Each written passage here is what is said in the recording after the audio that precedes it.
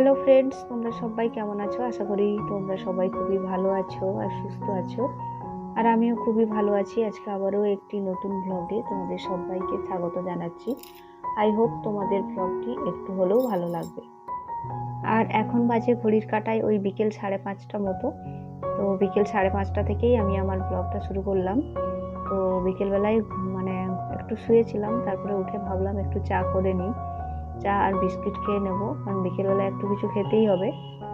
আর সেরকমভাবে চা খাওয়া হচ্ছে না গরমের জন্য, কিন্তু আজকে যেহেতু ওয়েদারটা একটু ঠিক আছে, তো তার জন্য একটু চা খেয়ে নিলাম। তারপরে চলে এলাম, এই যে একটু ধূপ দিয়ে দেবো, হাত পা ধুয়ে চলে এলাম ঠাকুরকে একটু সন্ধে দেখিয়ে দিব। তো এই সময়টা হচ্ছে এখন ঘড়ির কাঁটায় বাজে ওই সন্ধে 6টা মতো। তো 6টার সময় দেখবে প্রায় অন্ধকার হয়ে যায়, আর সবাই এই সময় সচরাচর ঠাকুরকে ধূপ দেখিয়ে থাকে। তো আমিও সেরকম সন্ধ্যাবেলায় ধূপ দিতে চলে এলাম। আর আমার কিন্তু এরকম একটা তাকের মধ্যেই সব ঠাকুর রাখা থাকে, আর আমার রাখার সেরকম কোনো জায়গা নেই তার জন্য।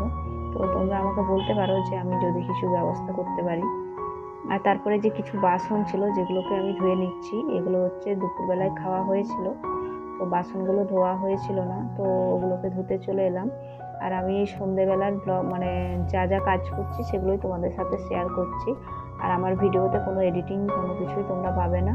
আমি আমার যা কাজ প্রতিদিনের আমি সেগুলোই দেখাই। আর যদি ভালো লাগে অবশ্যই ভিডিওতে একটা লাইক করে দিও।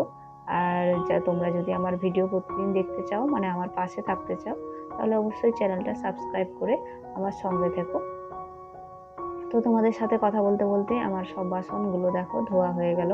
আর আজকে না, যেহেতু আমার হাজব্যান্ডের ঠান্ডা লেগেছে, তো ভাবলাম আজকে একটু রুটি করে নেব। রাতের বেলায় ভাত করব না, অন্যদিন ভাত করি। তো যেহেতু ওর একটু জ্বর জ্বর মনে হচ্ছিল, তো রাতের বেলায় তার জন্য একটু রুটি করে নেব। আর রুটির সাথে আজকে থাকবে বলতে আলু ভাজা থাকবে। তো আমি না ব্লগগুলো খুব একটা বড় করতে পারছি না, ছোটই করছি।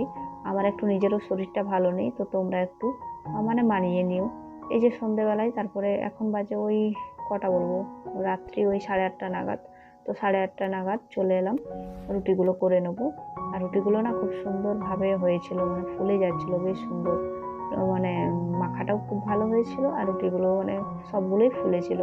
মানে আমার খুব ভালো লাগছিল, যেরকম রুটি করতে মানে ভালো লাগে, দেখবে করলে যদি রুটিগুলো মানে ঠিকঠাক হয় তাহলে খুবই ভালো লাগে।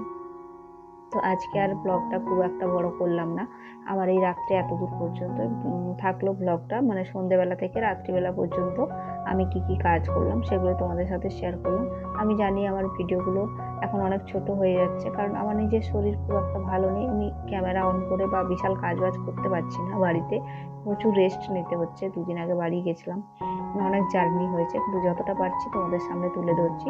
তো বন্ধুরা, আজকে এত দূরই রাখলাম, দেখা হবে অন্যদিন অন্য কোনো ব্লগে।